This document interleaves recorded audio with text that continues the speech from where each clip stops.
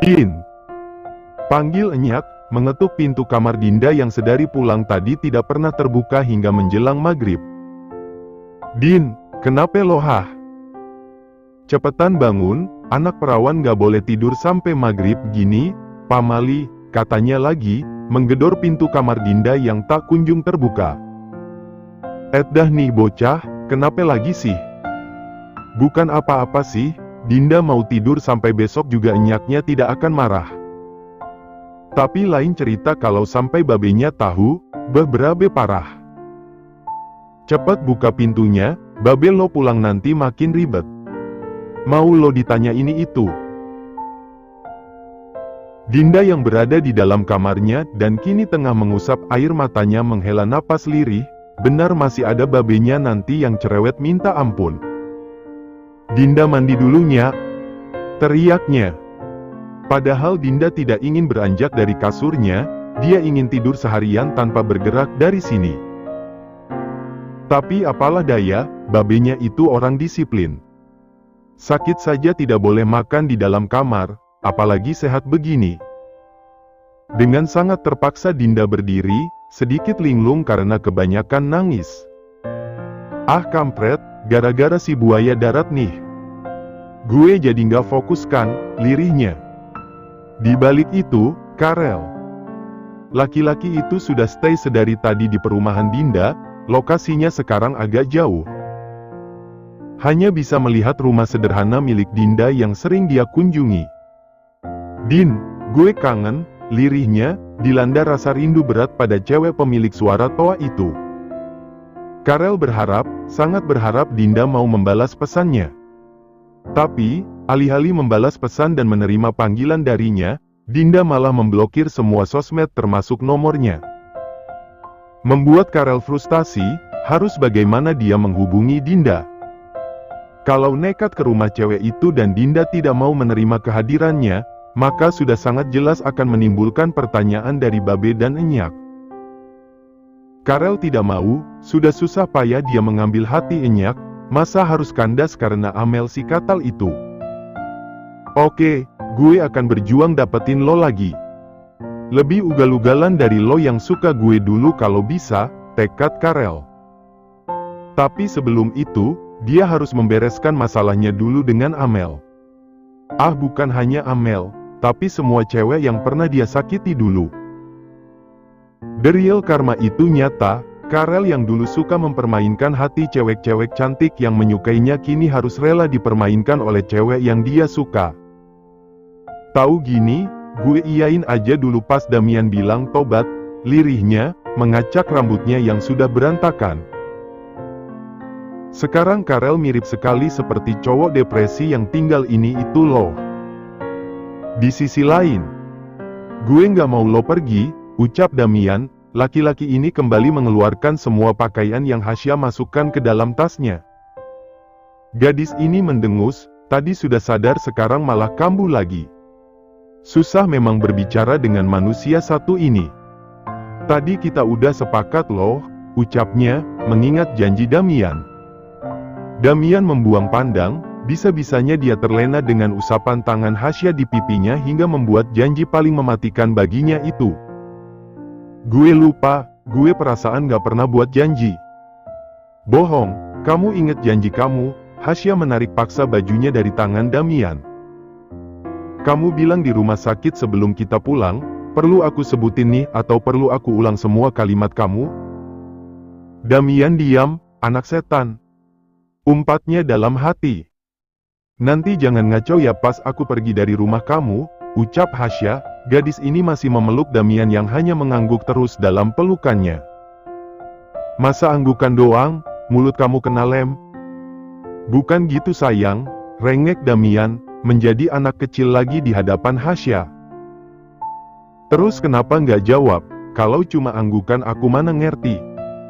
Damian menghela napas, iya, gue nggak akan ngacau. Lagian mau ngacauin apa?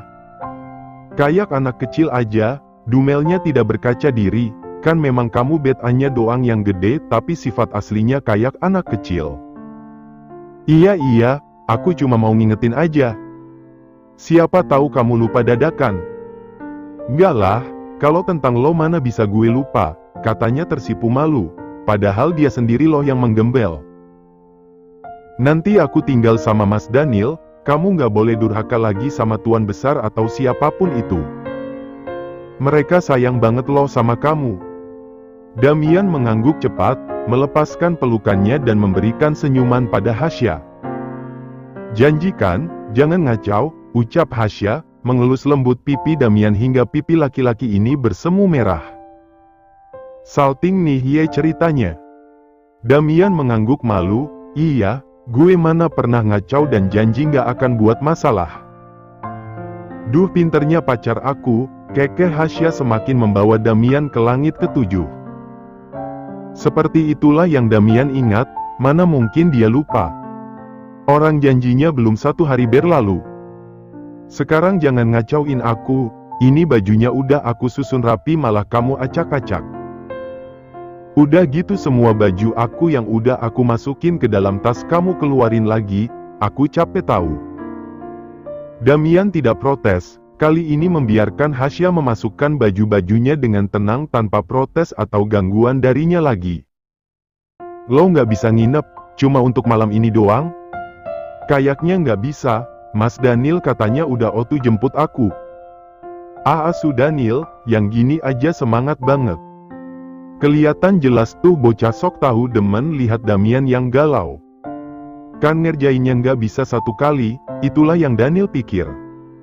Handphone lo, kata Damian, mengadahkan tangannya di hadapan Hasya meminta handphone gadis ini.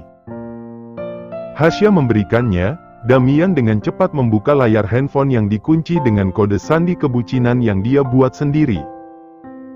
Mengirimkan pesan ke Daniel, mengatakan kalau Hasya tidak akan bisa pulang hari ini karena mau menghabiskan waktu bersamanya. Sekalian juga Damian kirimkan foto Hasya yang tengah tidur berbantalkan lengannya. Foto yang diambil 2 minggu lalu itu kini sudah Daniel lihat. Mampus, dikira gue nggak bisa bales gitu, lirihnya merasa menang. Damian juga mematikan handphone Hasya agar Daniel tidak bisa menghubunginya. Loh Sya, ini kayaknya handphone lo rusak deh, ucapnya sekalian memeriksa handphone Hasya yang sangat baik itu. Masa sih, kan belum 1 tahun kamu beliin aku handphone ini, balasnya. Berjalan mendekat ke arah Damian yang terus memperhatikan handphonenya. Tapi kan belum 1 tahun, handphone lo emang butuh perbaikan. Gue pegang dulu ya, mau mulihin di toko langganan gue. Dengan raut wajah sedihnya, Hasya mengangguk tanpa tahu kalau dia tengah dibodohi sekarang. Hasya duduk di atas ranjangnya, menatap baju-bajunya dan juga Damian yang sangat serius dengan handphone miliknya. Parah banget ya. Balas Damian, sok bisa aslinya nih handphone emang gak kenapa-kenapa. Aslinya saja sebagai akal agar Daniel tidak bisa menghubungi Hasya. Kenapa, ngantuk? Tanya Damian, melihat Hasya yang menguap dan mengucek matanya. Iya deh kayaknya, tapi ini udah mau petang. Kata orang dulu, kita nggak boleh tidur saat akan petang karena itu sangat berbahaya. Nggak bahaya, lo tidur aja. Gue nunggu di sini kok. Damian membelai lembut rambut panjang Hasya.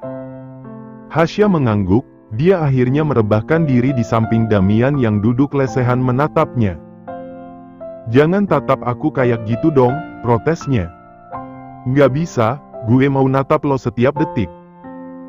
Hasya berdecak, Damian ini kenapa makin hari makin bertambah saja kealayannya. Udah aku mau tidur, ucap Hasya, meski risih karena terus dipandangi sedalam ini oleh Damian tapi kantuknya tidak bisa ditahan lagi. Biarlah pamali, orang ini benar-benar tidak bisa ditahan. Bulu matanya terasa dijadikan ayunan bermain agar tertutup rapat untuk tidur. Damian duduk tenang di depan Abraham yang terlihat lelah, ia lelah. Pria parubaya ini banyak bekerja akhir-akhir ini, perusahaan yang Abraham pimpin makin hari makin melebarkan sayapnya hingga ayahnya ini sangat jarang di rumah dan lebih menghabiskan waktunya di kantor. Surat penerimaan kalau kamu sudah resmi diterima di universitas yang grandpamu maksud, Abraham memberikan selembar kertas bertuliskan logo kampus terkenal di Aussie. "Kenapa melangkah sejauh ini, Damian? Kamu tidak percaya pada Papa?" "Damian ingin usaha sendiri," jawabnya tenang. "Tapi kamu mengorbankan kebahagiaan kamu, kamu cukup percaya sama Papa dan kamu hanya tinggal tunggu semuanya selesai." "Damian bukan anak manja lagi, Pak. Damian ingin mandiri. Kalau Papa mengkhawatirkan Hasya, tenang saja. Damian dan Hasya akan selalu baik-baik saja." Abraham menghela napas, tekad kuat Damian tidak bisa diajak diskusi lagi. Mungkin benar ucapan Manuel, sudah saatnya Damian menentukan nasibnya sendiri. "Jaga kesehatanmu, jangan telat makan, jangan. Damian akan baik-baik saja. Papa lupa di sana Damian tidak sendirian tapi bersama si tua juga." Ah benar, Abraham lupa kalau ayahnya tinggal di Aussie. "Tetap saja Papa khawatir, kamu tidak pernah jauh dari rumah dan sekarang harus hidup mandiri di negara orang." Damian tetap berekspresi datar, walau hatinya sama gundahnya dengan Abraham. Bukan kehidupannya di Aussie yang dia takutkan, tapi kehidupan Hasya. Iya, kehidupan gadis polosnya saat dia tidak di dekatnya lagi yang Damian takutkan. Papa akan jaga Hasya, Papa akan bicara juga dengan Daniel untuk menjaga Hasya dan menepati janji Papa untuk membiayai sekolah Hasya sampai selesai kuliah. Damian tidak yakin dia akan setuju. Sampai sekarang pun, Damian tidak mau menyebut nama Daniel. Lidahnya tiba-tiba gatal. "Papa akan yakinkan, demi kamu Papa akan usahakan sampai Daniel mau," ucapnya tersenyum manis. "Papa akan jaga Hasya sebaik mungkin seperti kamu menjaganya, jadi tidak perlu khawatir. Fokus dengan kuliahmu dan tujuanmu." "Kenapa memilih kuliah di sana?" Pusing Damian kalau mengingat tujuan kuliah di Aussie, benar kata orang. Dendam akan menguatkan, dan Damian pikir itu nyata. Buktinya karena dendam, dia berani pergi meski di sini hatinya terpaku pada gadis polosnya. "Grandpamu sudah kembali ke Aussie, dia bilang kesehatannya kurang bagus tinggal di Indonesia. Bilang saja dia sudah tua, sudah saatnya mati dan harus bertobat," ucap Damian. Abraham tertawa, kasarnya. "Katakan juga padanya, aku sudah memesan peti khusus untuknya. Peti yang sangat cantik untuk menguburnya nanti." "Persiapanmu sudah sejauh itu ternyata," kekeh Abraham. Damian pergi, "Ada acara penting," katanya, bangkit dari duduknya. "Acara dengan Hasya?" "Papa tahu karena Papa pernah merasakannya." Lagi-lagi Abraham tertawa, "Ah benar juga. Cinta, dia pernah merasakannya saat bersama Damina dulu. Sementara itu, Din dengerin gue dulu." Karel menghadang langkah gadis ini. Dinda menghela napas. "Apa?" katanya malas. "Gue minta maaf."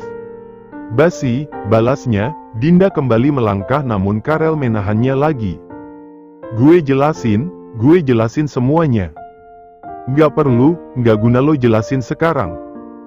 Dinda tidak akan tahu kalau akhirnya dia dan Karel dipertemukan di sini, yang bener aja. Pasar lo ini, udah rame, sesek lagi." "Gue bantuin," kata Karel, mengambil alih belanjaan Dinda ke tangannya. "Nggak perlu, lo kira gue cewek lemah," balasnya jutek. Karel meringis, "Gue nggak bilang lo lemah Din, gue cuma mau bantuin. Emang salah kalau gue yang bawain belanjaan lo, kita kan pacaran." Dinda muak, tanpa menjawab ucapan Karel dia membeli semua yang enyaknya suruh tadi tanpa menawar. Saking muaknya, harga sayuran yang dibelinya lumayan mahal. Tahu aja nih dagang kalau dia lagi bad mood. Berjalan ke arah ruko yang tutup, di sana lumayan sepi hingga tidak akan ada yang mendengar pembicaraan mereka. "Gue bisa bawa belanjaan gue sendiri," ucapnya, mengambil belanjaan yang berada di tangan Karel dengan kasar. "Dan satu lagi, sejak lo tidur sama tuh cewek kita udah nggak ada hubungan apa-apa lagi." Dinda tersenyum remeh, bisa-bisanya gue mau pacaran sama cowok modelan lo yang gila cewek. Hati-hati Pak Cupil, ucapan nyelengit Dinda menembus lambung Karel. Lo yang suka sama gue duluan, gue mau jadi pacar lo karena lo yang suka sama gue. Murni suka, bukan karena uang gue. Dinda membuang napas kasar, gue yang emang suka lo duluan sebelum gue tahu gimana tabiat lo, tapi sekarang gue nyesel banget karena suka sama cowok kayak lo. Teriak Dinda. Gue bodoh karena mau sama cowok kayak lo, gue bego beneran. Dan sekarang gue gak mau sama lo lagi, gue mau putus jadi gue mohon lo jangan datang ke kehidupan gue lagi. Tegas dan keras, mata yang berapi-api mengatakannya. Karel terdiam mencerna, sekarang dia sadar kalau Dinda sudah tidak menyukainya lagi. Tatapan kagum dari gadis ini sudah tidak ada. Hanya tatapan penuh kecewa dan bencinya yang terlihat. Gue sayang sama lo Din. Bullshit, lo bilang gini karena cuma gue yang mau nerima cowok kayak lo. Dinda menghela napas lelah, jangan sampai kata-kata jahatnya keluar hanya karena sakit hati. Mending lo mulai sekarang jangan ganggu kehidupan gue lagi, jalanin kehidupan masing-masing. Lo sama cewek lo dan gue sama kehidupan gue sendiri. Karel menggeleng cepat, dia berlutut di hadapan Dinda membuat gadis ini kaget. Gue sayang sama lo Din, demi Tuhan gue cuma mau sama lo. Gue akui di sini gue yang bodoh karena mainin perasaan lo, gue yang baca asteris ngan karena main cewek padahal udah punya pacar, gue yang brengsek karena nyakitin hati lo. Semuanya salah gue, tapi sekarang gue sadar. Gue maunya cuma lo, bukan perkara suka duluan. Gue. Rel, apapun alasan lo sekarang udah nggak guna di gue. Mau lo kasih penjelasan sepanjang tembok China juga nggak ada pengaruhnya buat gue.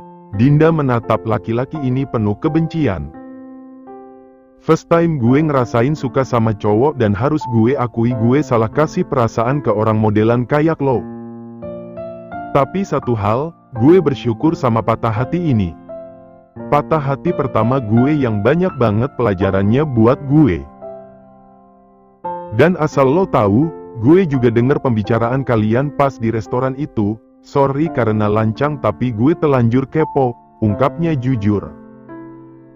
Kalau lo penasaran kenapa gue nggak nurut jawaban, iya karena gue nunggu lo jelasin semuanya. Tapi nggak kan, dan gue mikir mungkin lo udah nggak brengsek lagi tapi nyatanya cewek itu mau sama lo, dan gue nggak ada waktu buat ngeliat drama panjang kalian. Karel tercengang, Dinda tahu sejak lama tapi diam. Jadi di sini, yang pemain siapa? Kalau cuma catatan mungkin gue bisa maafin lo, tapi ini lo tidur bareng. Cuma tidur, nggak tidur kayak yang lo pikirin. Tapi kalian tetap tidur bareng. Bentak Dinda emosi.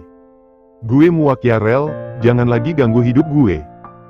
Lo sama gue udah putus. Tekannya.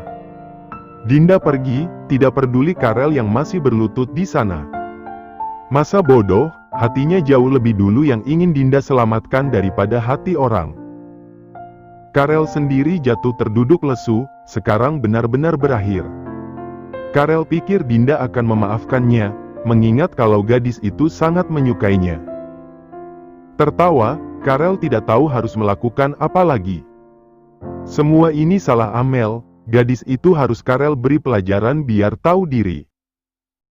Kembali ke Damian dan Hasya. Damian sengaja memilih rute memutar, dia masih tidak ikhlas karena Hasya sudah tidak akan tinggal bersamanya. Gadis ini hanya diam, dia tidak terlalu tahu jalan Jakarta. Seperti orang desa yang merantau saja, padahal lahir di sini. Rumah Mas Daniel emang sejauh ini ya? Tanya Hasya, karena sudah 20 menit lamanya mereka tidak sampai-sampai juga. Lumayan, balas Damian. Jawabannya yang itu-itu saja, Hasya jadi malas bertanya. Lo nanti pas tidur pintunya jangan lupa dikunci, jangan samain rumah gue sama rumah si Sok tahu. Siapa tahu kan dia ada niatan jahat. Kamu pikirannya buruk semua ih, jangan gitu dong. Cuma waspada, lo jangan mau dibodoh-bodohin. Katanya galak. Tapi kan Mas Daniel kakak kandung aku, nggak mungkin kayak gitu. Lo sekali-kali harus nonton berita, bukan cuma TikTok aja yang lo pelototin. Hubungan saudara sekarang banyak, nggak tahu kan kita gimana pikiran orang-orang. Hasya baiknya kamu diam aja, iyain biar darahnya Damian lancar jaya. Iya, aku bakalan kunci kamar aku setiap saat. Pakaian lo juga, jangan pakai celana pendek atau baju lengan pendek. Pokoknya harus ketutupan semuanya. Iya sayang iya, perlu aku pakai gamis kayak ibu-ibu yang mau pergi ke kajian itu? Damian menahan senyum, nggak segitunya. Hasya terkekeh, kamu sih, emangnya sejak kapan pakaian aku pendek-pendek? Aku pakainya selalu celana panjang, kalau nggak sekolah nggak pakai rok pendek. Itu pun roknya di bawah lutut. Cuma ingetin aja, siapa tahu lo dihipnotis sama dia dan ngelakuin apapun yang dia suruh. Seperti kata komentar TikTok, memilih tidak berdebat dengan orang stres adalah cara terbaik agar kita tidak ikut-ikutan stres. Iya. Jangan iya-iya doang, harus nurut pokoknya. Hade salah lagi, baiknya diam aja gak sih? Gue bakalan datang tiap hari, kalau bisa datangnya subuh pulangnya jam 12 malam. Ih itu mah kayak gak pulang kamunya, seru Hasya, yang bener aja. Baguslah, biar si Sok tahu nggak macem-macem kamu terus. Hasya rasanya mau gila, Damian ini mau dijelaskan pakai gaya, nada bicara apalagi sih. Dari yang kasar sampai yang terlembut juga udah. Kamu curigaan mulu ih, percaya sama aku, sama Mas Daniel. Nggak, gue nggak akan pernah percaya sama si Sok tahu. Iya iyalah, mana mungkin bisa percaya sama musuh sendiri. Terus gimana, nggak mungkin dong kamu di rumah Mas Daniel terus. Lo keberatan? Damian memberhentikan mobilnya di pinggir jalan, menatap Hasya yang sekarang jadi serba salah karena pertanyaannya. Bukan gitu maksudnya, tapi kan. Nggak usah pakai tapi, intinya lo keberatan kan sama gue yang stay di rumah si Sok tahu, ucapnya, memotong perkataan Hasya yang belum selesai. Gue nggak ngangka lo akan berubah secepat ini, padahal kemarin udah janji lo sama gue. Hasya menghela napas, astaga sudah berapa kali helaan napas dia lakukan demi menjaga kesabarannya tetap full untuk laki-laki satu ini. Belum tinggal di sana aja lo udah gini, apalagi pas udah tinggal di sana. Lo mungkin nggak akan mau ketemu sama gue, katanya tersenyum tipis. Damian, panggil Hasya, penilaian laki-laki ini padanya kenapa rendah sekali? Nggak perlu, gue anterin lo ke rumah kakak lo supaya cepet sampai. Damian, ucap Hasya lagi, menghentikan tangan Damian yang akan menghidupkan mesin mobilnya lagi. Kamu kenapa sih, sekarang nggak pernah kasih aku kesempatan buat ngomong sama kamu? Karena lo udah nggak sayang lagi sama gue. Katanya ngegas. Kamu ambil perspektif kayak gitu dari mana? Dari omongan aku? Tingkah aku? Atau cara aku ke kamu? Damian diam ditanyai begitu, semuanya, lo berubah banyak setelah punya keluarga sendiri. Astaga, kenapa jadi gini sih? Aku bahkan selalu bilang sama Mas Daniel kalau keluarga aku itu kamu, tapi kamu ngomongnya kayak gini sekarang, lirihnya. Aku bukannya nggak mau kamu di rumah Mas Daniel terus, tapi aku nggak enak aja sama Mas Daniel. Secara rumah itu kan rumahnya, meski berkeluarga tapi aku masih merasa jadi orang luar. Aku nggak larang kamu datang, aku malah seneng kamu datang dan lihat aku. Oke Damian kalah, dirinya merasa egois walau nyatanya memang begitu. Gue minta maaf. Nggak apa-apa, asal jangan minta pinjam 100 aja. Soalnya aku nggak ada uang. Wajah bersalah Damian tadi langsung berubah datar. Lagi serius-seriusnya lo ini. Nggak punya 100, gue pinjam 200. Makin nggak ada, adanya cuma 2.000. Mau nggak? Tawar Hasya, mengeluarkan uang 2.000 yang dia maksudkan. Parkir aja nggak cukup kali. Yang penting kan niatnya minjemin, balas Hasya. Udahlah, makin runyam ngomong sama lo, kesalnya. Tapi sayang kan, goda Hasya, menaik turunkan kedua alisnya. Iyalah, sayang banget malahan. Pelan-pelan Mas Damian, Hasya jadi dak-dik-duk dugem deh. Bisa aja gombalnya, selain nembus jantung juga nembus ke ginjal.